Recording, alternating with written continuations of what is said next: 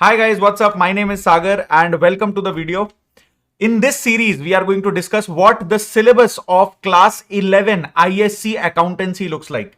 So this particular document is your syllabus, official syllabus taken from the ISC website. Even you can download it from the CISC website.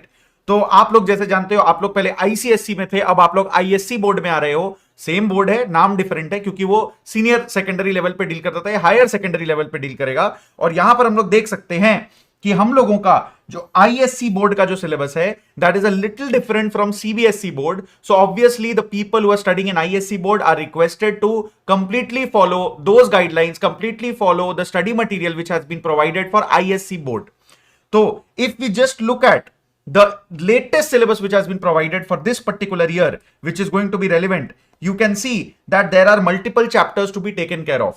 Obviously, you will not understand what the details of these chapters are, but I am going to give you an overview so that you can understand भाई आने क्या वाला है. आपको ये समझ में आना शुरू हो जाएगा कि भाई मैं क्या एक्सपेक्ट कर सकता हूं सिलेबस से, हर एक चैप्टर में कितना टाइम लगेगा और हर एक पर्टिकुलर चैप्टर का वेटेज कितना हो सकता है. राइट सबसे पहले हम लोग स्टार्ट करेंगे थ्योरी के साथ. Now theory is a portion which is usually ignored जब बच्चे पढ़ने बैठते हैं, बट हम लोग एकदम इग्नोर करके नहीं चलेंगे. आपको याद रखना है कि थ्योरी जो है वो हम लोगों का अप्रोक्सीमेटली 15 to 20% मार्क्स भी कैरी करता है. और ये आपका अंडरस्टैंडिंग पर्पसेस के लिए, 12th के लिए और आगे सीए, सीएस, सीएमए जो भी आप कोर्सेज चूज करेंगे उसका जर्नी के लिए it is going to form your benchmark of understanding. तो अगर आज के डेट में आप ये सब चीजों को इग्नोर करेंगे, बाद में बिल बहुत बड़ा फटेगा. हो सकता है आज आपको 4 मार्क कम आए और आप बोलेंगे चलो यार चलेगा, 80 में मेरे को 76 आ गया, it's totally fine with me. It might be fine with you, but the fact that you left an entire theoretical chapter will create a lot of issues. I am giving you this written guarantee. Right तो मैं continue करता हूं अपने discussion के साथ. सबसे पहले हम लोग बात करेंगे एकदम बेसिक्स का. So introduction of accounting, introduction to accounting जब आप देखेंगे, यहां पर आप देखेंगे देयर आर मल्टीपल चैप्टर्स. थोड़ा सा हिस्ट्री आपको बताया जाएगा, उसके बाद आपको बताया जाएगा basic terms, multiple terms discuss करेंगे which basically form the entire accounting standards, the entire accounting principles, जिसके पिलर्स पे अकाउंट्स का पूरा सब्जेक्ट खड़ा है. उसके बाद हम लोग पढ़ेंगे अकाउंटिंग इक्वेशन. अब अकाउंटिंग इक्वेशन एक प्रैक्टिकल टॉपिक है. Accounting equation is a practical topic और इस पर्टिकुलर प्रैक्टिकल टॉपिक में आप डिस्कवर करेंगे व्हाट और how very casually you will try to understand how the double entry system works. मतलब डेबिट क्रेडिट हमेशा मैच करेगा, मेरा एसेट लायबिलिटी हमेशा मैच करेगा, मेरा कैपिटल क्या होता है. ये समझने के बाद आपको समझ आएगा कि वो हमेशा एक सेम इक्विलिब्रियम पर चलना चाहिए. उसके बाद आएगा हमारे पास बेसिक्स ऑफ थ्योरी. उसके बाद आएगा हमारे पास again a little bit of more theory compared to accounts का इंफॉर्मेशन यूज कौन करता है. फिर हम लोग कुछ कुछ अदर फील्ड्स ऑफ अकाउंटिंग पढ़ेंगे क्योंकि सिर्फ फाइनेंशियल अकाउंटिंग ही एग्जिस्ट नहीं करता. Cost accounting, management accounting, tax accounting, बहुत सारे और अकाउंटिंग्स होते हैं जिसके बारे में आप पढ़ोगे. ये थ्योरी चैप्टर्स है. यहां पर सिर्फ अकाउंटिंग इक्वेशन ही एक प्रैक्टिकल चैप्टर है. राइट फिर आएगा फुल फ्लेजेड. अब आप देख सकते हो यहां पर लिखा है practical problems in accounting equation are not required. So now this is something जो सीबीएसई बोर्ड में है. सीबीएसई बोर्ड में आप नोटिस करेंगे अकाउंटिंग इक्वेशन प्रैक्टिकली पढ़ाया जाता है, आपके वाले में नहीं. आप ऊपर ऊपर से पढ़ लोगे लेकिन फिर भी आपको एक प्रैक्टिकल अप्रोच लेना ही पड़ेगा ताकि आप एकदम 100% आंसर अच्छे तरीके से दे पाओ. नेक्स्ट अगर मैं आगे बढ़ूं, जर्नल, लेजर और ट्रायल बैलेंस. जैसा कि आप देख सकते हो these are the fundamental things that you need to understand. तो जर्नल में हम लोग सीखते हैं इस पर्टिकुलर चैप्टर में how to record a journal entry, how to record a transaction. जब कोई भी बिजनेस में, किसी भी बिजनेस में जब पैसे को लेकर कोई भी लेन देन होता है, any particular exchange of goods and services और any particular exchange of money takes place, then we need to record it somewhere because it's important and ultimately it will help me decide how much is the profit or loss of the business. नहीं तो आपको पता ही नहीं चलेगा अगर आप हिसाब ही नहीं रखोगे. तो क्वेश्चन आता है ये हिसाब को रखना कैसे, कोई तो फॉर्मेट होगा. तो ये फॉर्मेट हम लोग जर्नल में पढ़ते हैं, ये हिसाब रखने का फॉर्मेट जर्नल में है. अब ये जर्नल बहुत सारा हो जाता है, बहुत सारे जर्नल्स हो जाते हैं तो बहुत ज्यादा कंफ्यूजिंग लगता है कि भाई इतना क्वांटिटी ऑफ जर्नल्स हो गया, कैसे मैं एक खोज के निकालूं एक पर्टिकुलर चीज का हिसाब. अगर आपको जानना है आपके कैश में कितना बैलेंस पड़ा है, मतलब आपको जानना है कि एक इंसान को कितना नेट पैसा देना है, ब्ला ब्ला ब्ला, बाद में आपको समझ में आएगा. Then you will understand that the concept of ledger comes in where we classify the journals. So journal में हम लोग रिकॉर्ड करते हैं, लेजर में हम लोग क्लासिफाई करते हैं. और ये सब होने के बाद हम लोग एक चैप्टर पढ़ेंगे ट्रायल बैलेंस, जिसमें हम लोग सारी चीजों को समराइज करेंगे, सारी चीजों को एक जगह लाएंगे और हम लोग चेक करेंगे कि हम लोग अभी तक जो कुछ भी किए हैं वो करेक्ट है कि रॉन्ग है. क्लियर है इतना तक? आई होप यहां तक आपको समझ में आ रहा होगा. अब there are multiple transactions within journals, जो अभी डिस्कस करके फायदा नहीं है, बस आपको ऊपर से समझना था कि जर्नल में आपको रिकॉर्डिंग का काम सीखना है, लेजर में आपको क्लासिफिकेशन का काम सीखना है, सबके अलग अलग फॉर्मेट्स हैं, एंड ट्रायल बैलेंस जो पर्टिकुलर टॉपिक है उसमें आप सीखोगे समरी कैसे बनाते हैं हम लोग सारे लेजर्स का। So obviously all the chapters are link together. एक भी चैप्टर अगर आपने छोड़ा, आपने ये सोचा कि यार कोई बात नहीं, बेसिक्स है, स्किप कर देते हैं, आगे वाले टफ टॉपिक्स करेंगे, आपको आगे वाले टॉपिक समझ ही नहीं आएंगे। This is ABCD of accountancy. अगर आप ABCD नहीं जानोगे, आगे के आप सेंटेंसेस छोड़ो, एसेस छोड़ो, कुछ भी नहीं लिख पाओगे। बहुत सिंपल है, you have to concentrate on these topics. हाँ जी भाई। अच्छा, when we talk about the ledger वाला कंसेप्ट, जब हम लोग लेजर वाला बात करेंगे तब उसके अंदर में और भी कुछ चैप्टर्स आपको देखने मिलेंगे, which is basically cash book. तो कैश बुक बोल के एक टॉपिक है जहां पर सिर्फ आप कैश को मेंटेन करेंगे, देखेंगे बिजनेस में कितना कैश आ रहा है जा रहा है, राइट। फिर उसमें मल्टीपल कॉलम्स होते हैं, वो आपको जब पढ़ाया जाएगा टॉपिक तभी आपको अच्छे से समझ में आएगा, अभी नहीं समझ में आएगा। But for your sake you should know, future में कभी अगर आपको कंफ्यूजन हो कि कितने कॉलम्स वाला कैश बुक मेरे सिलेबस में है, तो हमारे सिलेबस में सिंगल कॉलम है, डबल कॉलम है और ट्रिपल कॉलम भी है, और ट्रिपल कॉलम में डिस्काउंट है। तो अगर कभी स्कूल में लेटर ऑन कोई कंट्रोवर्सी होता है एंड यू आर कंफ्यूज कि सर मेरे को समझ नहीं आ रहा कितना मेरा टॉपिक्स आ रहा है कैश बुक में, तो मैंने अभी बता दिया आपको, मैंने अभी ही बता दिया आपको, ठीक है। Everything is there. Petty cash book का कंसेप्ट भी है, अभी नहीं समझ में आएगा। छोटे मोटे जो खर्चे होते हैं ना, 2 रुपए 5 रुपए 10 रुपए वाले जो पेटी एक्सपेंसेस होते हैं, छोटे छोटे एक्सपेंसेस होते हैं, उसका भी कैश बुक बनता है। Sales day book, purchase return day book, ये सारा कंसेप्ट है। ये अगेन प्रैक्टिकल टॉपिक है, very small topic, this takes usually 1 class. एक क्लास में हम लोग ये टॉपिक को रैप अप कर सकते हैं, प्रोवाइडेड आपका पहले का पूरा कंसेप्ट क्लियर हो। सही है। उसके बाद we will start with a very great concept। ये मतलब ये one of the most liked, I love this topic personally and ये आपको भी पसंद आएगा, बट करेक्ट गाइडेंस बहुत जरूरी है इस टॉपिक में, वरना ये बहुत कंफ्यूजन क्रिएट करेगा एंड आप छोड़ के आ सकते हो इसको एग्जाम में। इसीलिए इस पर्टिकुलर टॉपिक पे ज्यादा फोकस करना, बैंक रिकंसिलिएशन स्टेटमेंट और BRS। इन BRS होता क्या है, मेरे को ऐसा लग रहा है, मैंने अपने हिसाब से, आप सोच लो, थोड़ा ओवरव्यू दे रहा हूं, मैंने अपने हिसाब से एक प्रेडिक्शन लिया कि मेरे बैंक अकाउंट में कितने पैसे होने चाहिए। फॉर एग्जाम्पल, अगर आप फोन यूज कर रहे हो, अगर आप लैपटॉप यूज कर रहे हो, अगर आप पैसे कमा रहे हो, आप खर्चे कर रहे हो, आप गूगल पे यूज कर रहे हो, फोन पे यूज कर रहे हो, डेबिट कार्ड यूज कर रहे हो, तो आपके माइंड में एक रिकॉर्ड तो होगा, एक एक्सपेक्टेशन तो होगा कि मेरे बैंक अकाउंट में अभी इतने रुपए बचे होंगे।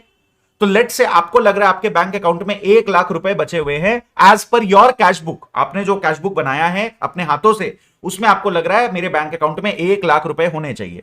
सर ये कैसे होता है, जब पढ़ाएंगे तब आपको डिटेल में समझ में आएगा, but you are thinking it should be 1 lakh rupees. फिर आपको पता चला कि बैंक में 95,000 रुपीज है, 5,000 रुपीज कम है, there is a shortage of 5,000 rupees. Question आता है ये 5,000 रुपीज गया कहां, वेयर डिड दिस 5,000 गो। तो बैंक बोला होगा कि सर आपने हमसे लोन लिया था, उसका EMI कट गया है। फिर आप बोलोगे ओ हां मैं तो भूल ही गया था, तो अभी आपको अपने कैशबुक में वो 5,000 रुपीज को चेंज करना पड़ेगा। Getting it? So there are differences between your expectation and the bank's actual result.